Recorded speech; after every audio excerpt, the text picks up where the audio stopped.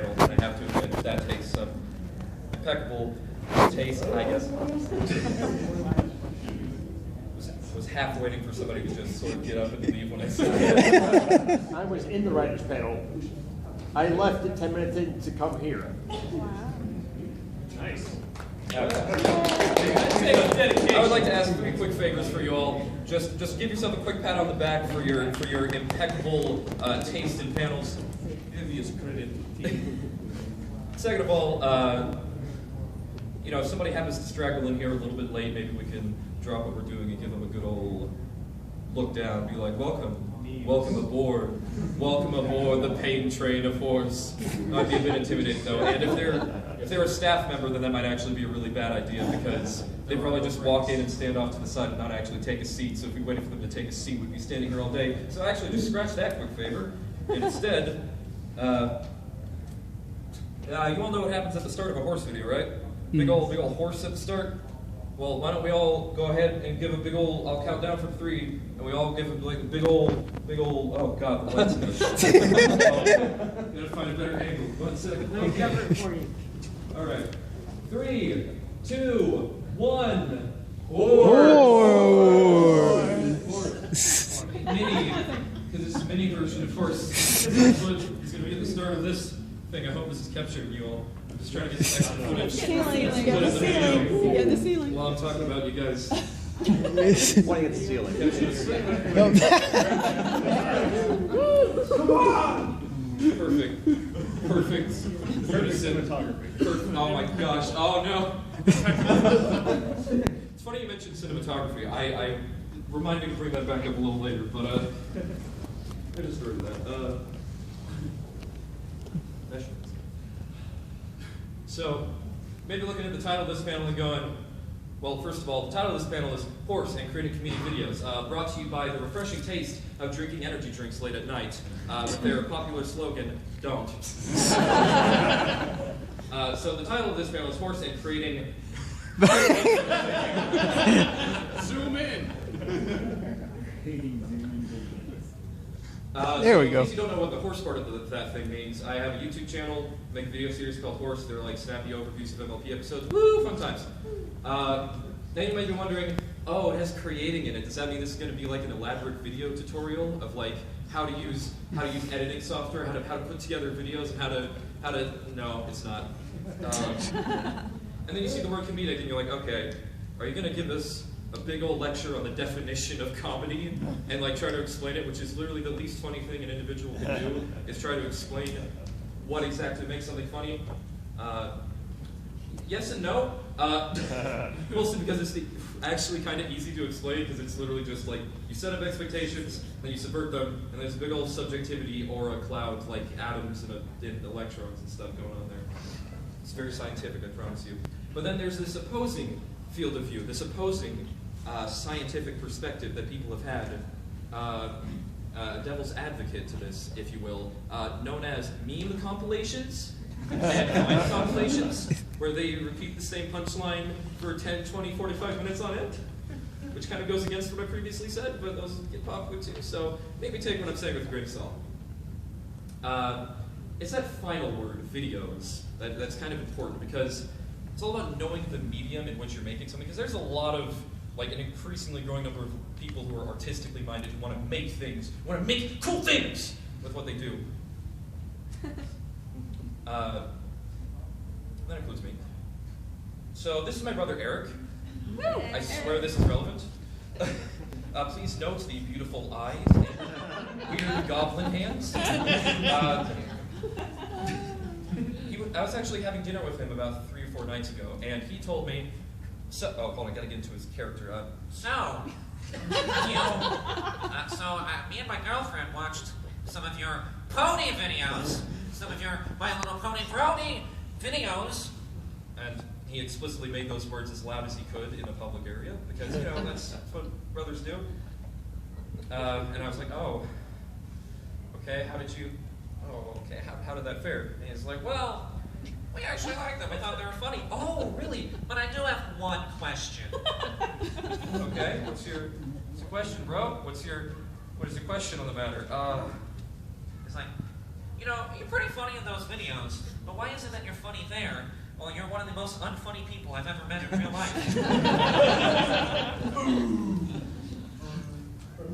Now, I love my older brother a lot. He's very supportive. Very kind. Very sweet. I already forgot where I was. Oh, yeah, he has claw hands. But the way that I responded to him was that I mentioned that comedy, not just for me, but from pretty much anybody who tries to say funny stuff in real life, a lot of it can be hit or miss. Sometimes very much miss, and like a little bit of hit here and there. Sometimes you say something really funny. Sometimes, a lot of times, you really don't. It's really dumb. You kind of wish you could take it back.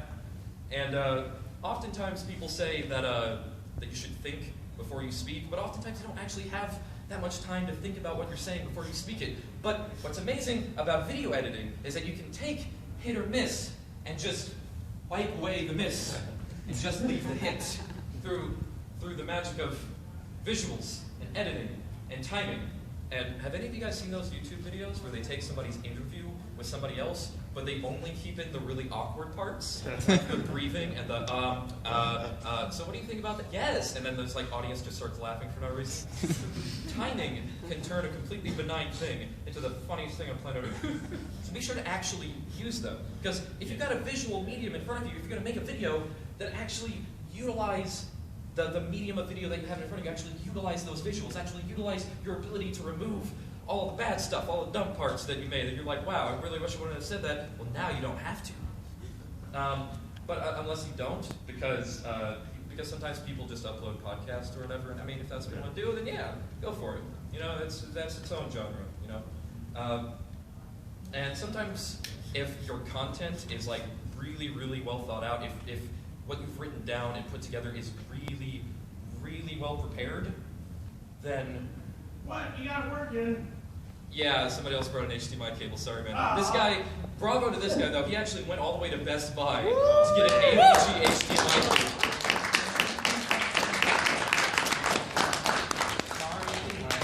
Nice number, man. You want it still? You can keep it, dude. Turn it. Oh. Oh. This man another round of applause. I'm so sorry.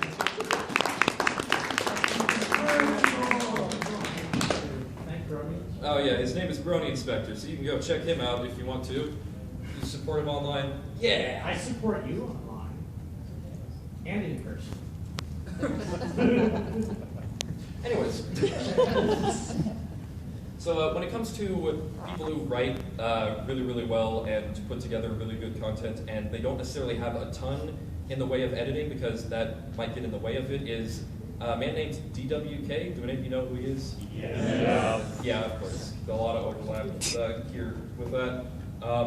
Which kind of brings up the point of originality, because a lot of people like to compare the two of us a lot, and it actually kind of became a meme in of itself. But so since we're all fans of this particular show that I'm showing up on the screen, I'm assuming, except for you, I know that much. But as you guys probably know, the show MLP actually does take a lot of pretty standard tropes and pretty standard stories that have already been done quite a few times before, but it adds its own little spin on it, because that's kind of the thing about originality. You've probably heard this many times before, that nothing is ever truly original, that all concepts come from some other place, and it's just how you combine them together and the style in which you combine them together. And that's said, because it's true.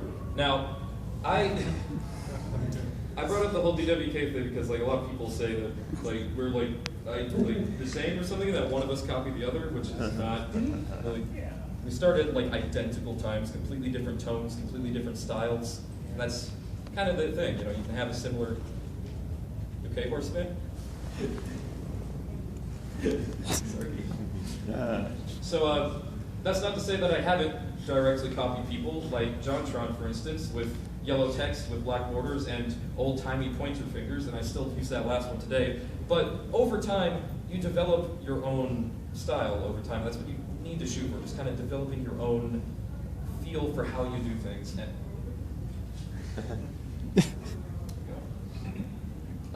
Which does kind of bring up an interesting dilemma that I faced a little bit recently.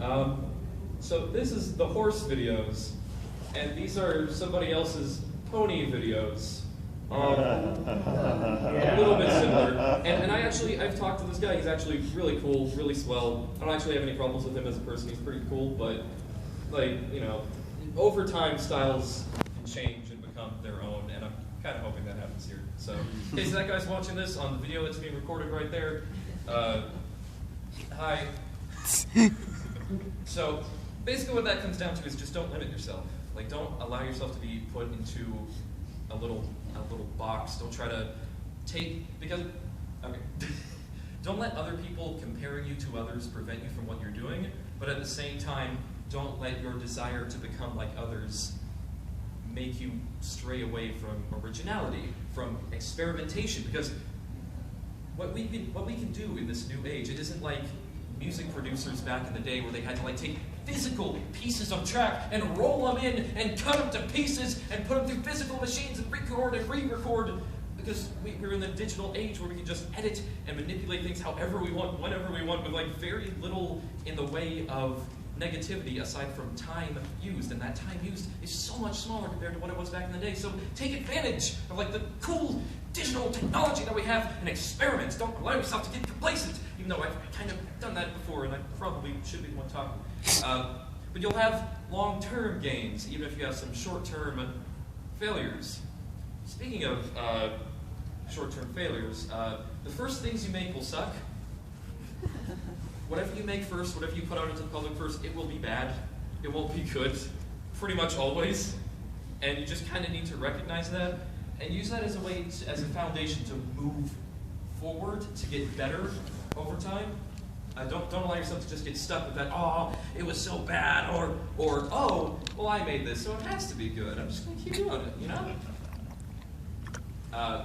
A lot of YouTubers delete their old videos because of this exact reasoning, or because they want to go into a different direction, including me. If you actually go on my channel, oh god, don't. But there's, I have an old video called Pony Run Through that isn't very good, but that isn't the first video that I uploaded. First video that I uploaded was a rap song about Fluttershy. Yeah. 2 people have seen it. Me and someone from Equestria Daily who rejected it. For good reason. The next day I woke up. So the bot that scans YouTube for Equestria Daily rejected your video? No, I sent it in directly because I thought it was the best rap song that had ever been made in the history of mankind. The next day I woke up and I just, oh no, that's not good. So, have any of you heard of? Okay, have any of you heard of Dusk's Dawn? Yes. It was a fan-made project that didn't really receive a lot of fan love. A lot of people criticized it. It was kind of lacking in a lot of areas. But I do have to say, I respect the people who made it so much because they put their video up. It got 1 million or so views, tons and tons of dislikes, tons and tons of hate. Entire videos dedicated to tearing that video down, just picking it apart piece by piece. And not only did they keep it up, but they responded respectfully to all the criticism. They're like, yeah, this is our first project, we're all kind of young, we don't necessarily know what we're doing, but you know what, we're going to move forward, we're going to improve, we're going to take your advice, we're going to take your criticism. And that requires an emotional strength that I don't have, that a lot of people don't have, that I respect so much. And also the fact that they're willing to accept that level of criticism is absolutely absurd and amazing. Not absurd in a bad way. And there's also the aspect of being able to see criticism wherever it may lie. Even when people compliment you, you have to be able to look at it and go, I think there's something wrong there. I think there's a red flag waving in the air from that. And one way that you can do that is by seeing people's reactions to things that you've made, such as actual straight-up reaction videos. So, do any of you know Blank Check at all? Yeah. Nice. In fact, he introduced a lot of people to me, so I really do appreciate that from him. Okay. So, he saw this image of Carrot Top. Now, when you see this image, what does it convey? Does anybody have any Energy. It's a goo rat. Hysteria. Yeah, Goofy crackhead. the point that this image was briefly flashed in a horse video, and it was meant to represent the idea of very awkwardly laughing at something that isn't funny.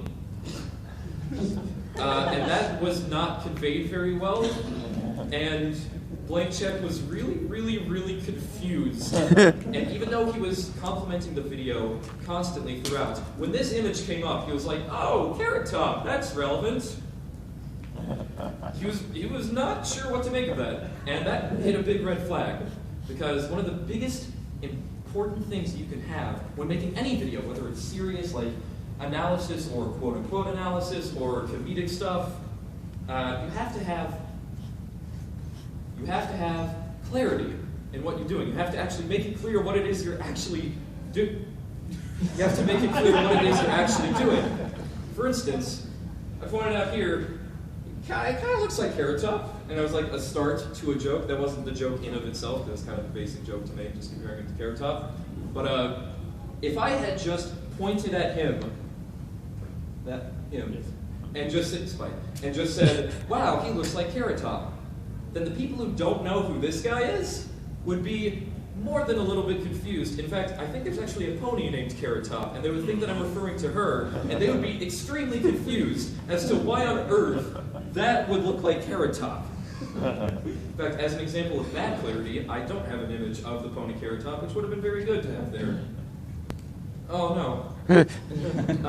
Also, there's this scene where Ember, right?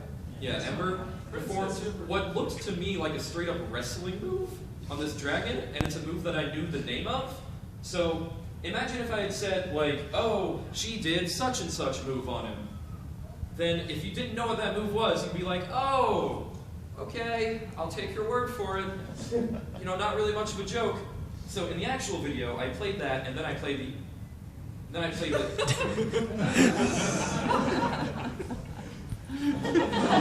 It'll be okay. It'll be okay. I originally had the image that actually showed the real life footage of that thing happening.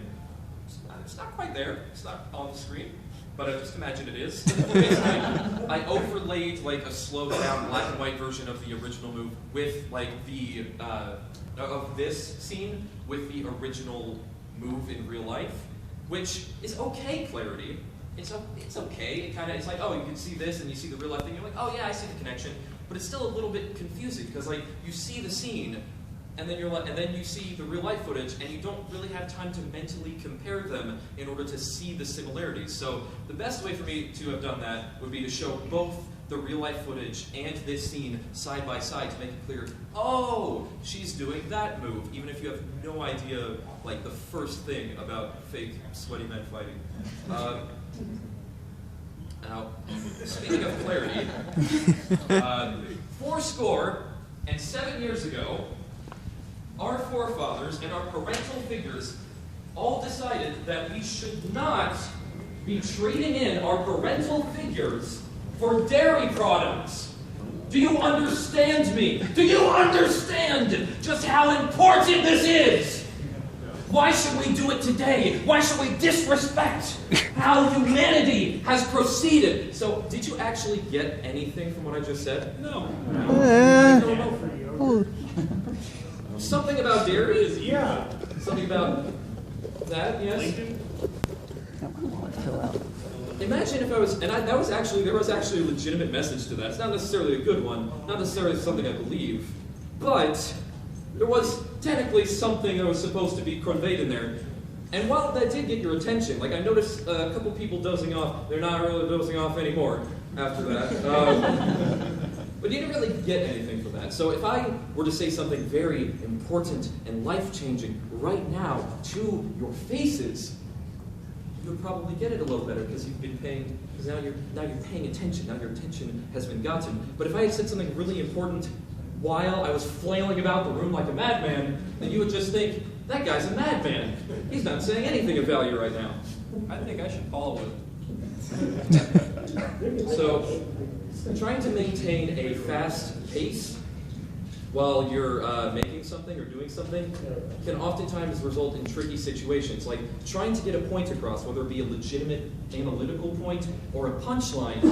It can be difficult to get those across when you're going at a fast pace because it's like you're trying to get their attention, but you need to make sure that what you're using to get their attention isn't irrelevant to what you're saying. So for instance, I was making a joke here about Big Mac being the element of strength, because Twilight was listing off a bunch of elements and she just threw in the word strength in there, and it's like, who's the element of strength? Big Mac? Sure. So I found a picture of Big Mac where his head was replaced with a Big Mac. It's a little funny now because we're able to look at it and really examine it, but the image, when it was shown in the video, was only on screen for like a second. And the only point that I was trying to get across was that Big Mac was strong. But instead of showing an image of like overly buff Big Mac or something like that, I instead showed this image, which does not really convey, I mean, I'm sure strong people eat a lot of burgers, but I don't think that this can quickly and accurately convey the point of the joke. So, keeping up a fast pace like that can make clarity a bit difficult. And it can take a lot of effort to edit stuff together, to throw things around the screen to make it engaging for people to watch. But if you don't have any direction to it, then what's the point? Because people are just going to get really confused, and it's actually going to end up in a worse product most of the time, or worse end result. Products like we sold it, even though it's whatever. And this is kind of the conclusion that I came to, that effort without direction is just wasted effort. That's why, like, all the big name, like, movie directors and whatnot, that's why they get all that money and all that fame, because, like, they need a person to guide it. You can't just have a whole bunch of disparate, nonsensical things put together that, yes, can catch attention, but doesn't actually go anywhere, doesn't actually lead to a successful punchline or successful point being made. Oh, gosh. There's a reason why that's in very small font. That's because I don't like to talk about it. I had a video on my channel called Simpones, where I made a bunch of characters in The Sims, modded the game for dozens of hours on end to make a 4-minute video that crashed and burned to epic proportions. I've put more effort into that video than any other video, yet it is far and away the worst one that I've ever made, by far. Because it had no direction to it. I was just like, let's just throw random stuff together. See what's fun. See what's funny. It wasn't. So let's talk about memes. More specifically, referential humor, just in general. So you remember this chart that I set up? Mm-hmm. I forget the point I was making. I remember now. Spoilers! Spoilers, oh, I'm sorry. So, what's funny about referential humor is that a lot of people like to get on its case. It's like, oh, memes and references, they aren't real humor. And they're right, they aren't by themselves. But what's funny is that it's kind of hard to define that, because all humor is technically referential humor. Like, if you take a piece of slapstick, like Tom and Jerry or something, right? And like Tom steps on a rake and gets hit in the head with it or something. And even that follows this simple pattern to it, because it's set, you have the expectations. You are going in with the expectations of, oh, it's just a rake. You step on them, oh, it might hurt a little bit, and then instead it acts like a lever and hits him in the face. It's like, whoa, you don't expect that. You don't see that at all. Expectations subverted. And it's got the timing, it's got all that good stuff going on.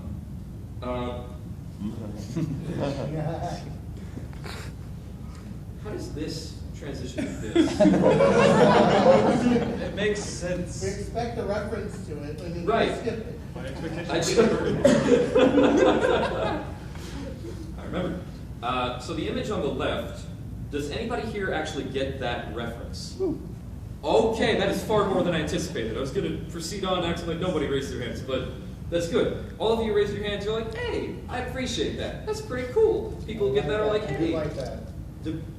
They can kind of develop a bond to the work as a whole if they get that reference. But to those of you who don't, you're just like, what? What am I supposed to make of that? I don't understand. Like, what? Is that a video game? Like, what? What? It's just very confusing, and you're like, why is that there? And I actually used that in a video, dedicated like a 9-second segment to it, and I regret it. I only put it in there because I had spent like far too much time photoshopping the thing. Meanwhile, the one on the right is a lot more widely accessible. Like, I think we all can get a general idea of what like rap covers look like, vaguely. So when you see this, you're like, oh, okay, yeah, hey, I get it. It's much more widely accepted. So even though it's still technically referential humor, because it requires a past knowledge of something going into it in order for that to be subverted, you know, it's something that's a lot more widely known ahead of time. Comic Sans. I started running out of time, but I do have a point here. So this hoodie that I'm wearing is also an example of like a reference. It's an example of like references on clothing, like merchandise on clothing that's well designed is a very, very good kind of reference because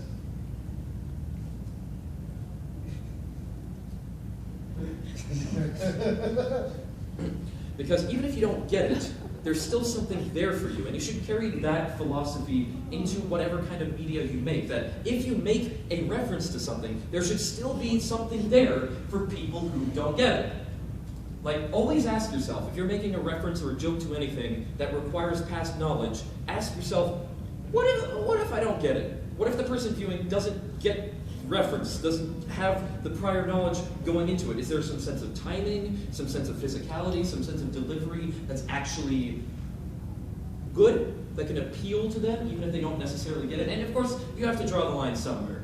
Because like, if there's somebody who's not aware of how breathing works, and you make a joke about breathing, maybe draw the line there, to who you are appealing to. I really ran out of time on this, didn't I? Musical cues can also be used really well for this because you can include some background music in your videos or anything else you make that has the sound element to it.